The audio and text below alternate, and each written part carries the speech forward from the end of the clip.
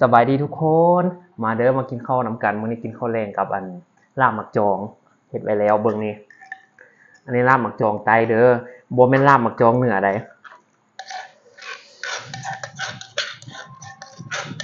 เบิ่งนี่ลาบหมักจองกินมื้อก่อนอือแซ่บข้าวเหนียวกินกับข้าวเหนียวมื้อวานนี้เนาะมื้อวานนี้หั่นพากินป่นกบโจ้ใส่ส้มผักกาดแต่มื้อนี้หั่นลงไตเลยลงไปไตเลย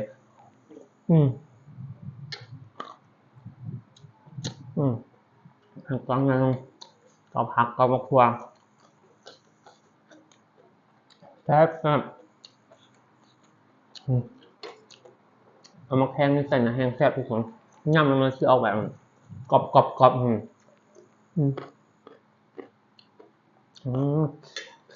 พอกัดมักนี่ไม่ใช่นะ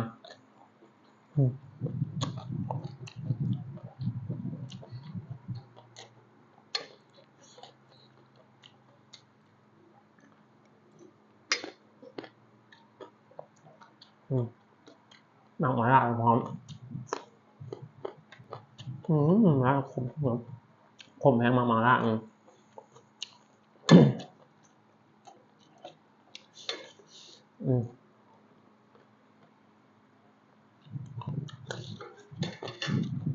มาเด้อมากินข้าวแรงน้ำกัน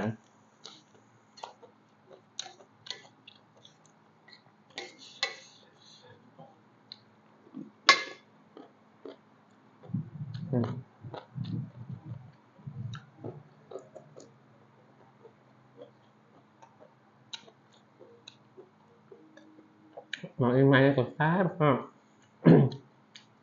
ให้มันอ่อนให้มันแก่แล้วมันแซ่บทุกคน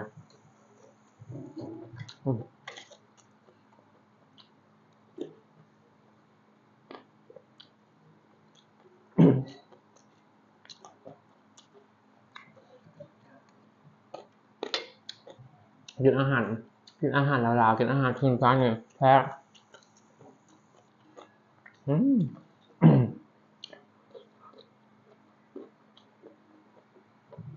ลิ้นไม้เนาะแซ่บเด้อมื้อหน้าสิเฮ็ดซุปหมักลิ้นไม้เขาก็มักคือกันปังกลางอ่ะใช่ป่ะ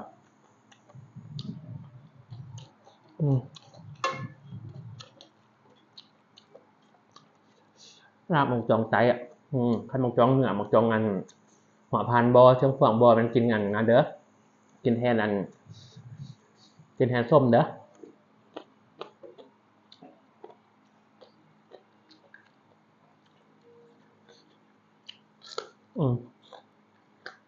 ครับ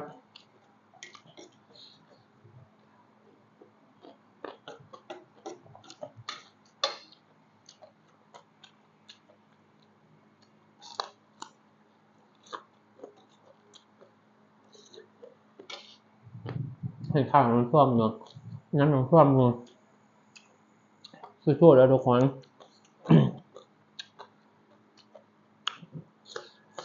ผ่านวิกฤตนี้ไปให้ได้สู้ๆเด้อ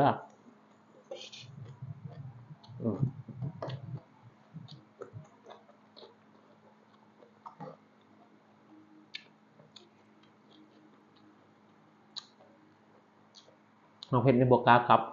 เอามาประดับคือยานใหญ่โพดยาโลกกับพ่อชื่อถามหา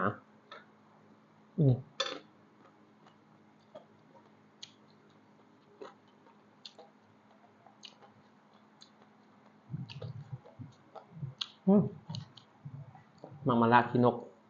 มาละน้อย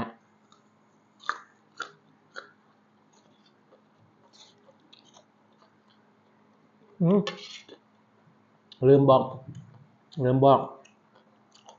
ทางขอบคุณเปิดปกติ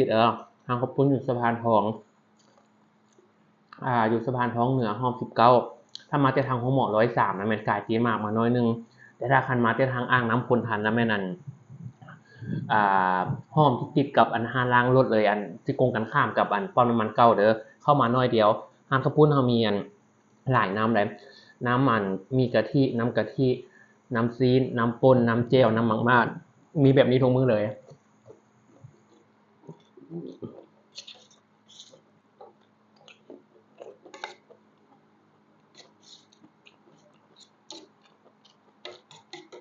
อืม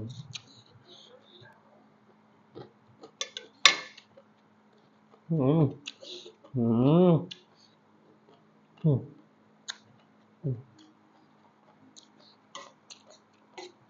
ข้าวแรงนะทุกคนเนี่ยข้าวแรงก็ว่าเป็นตั้งแต่ข้าวสวยบริกินไม่ได้บริกินข้าวสวยเลยขายข้าวปุ้นหมดมื้อ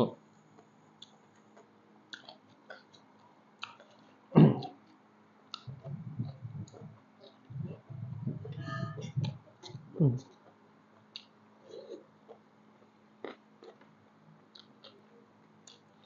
อืมอ่ะ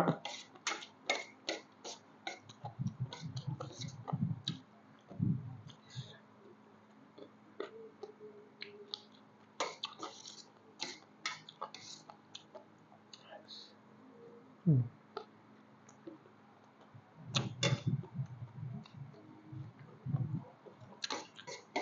อืม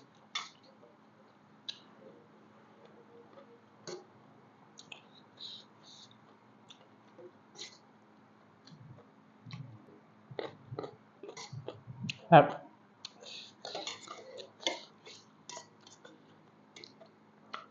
อืมตอนนี้ก่อนได้ทุกคนบ๊ายบายเจอกันคลิปหน้า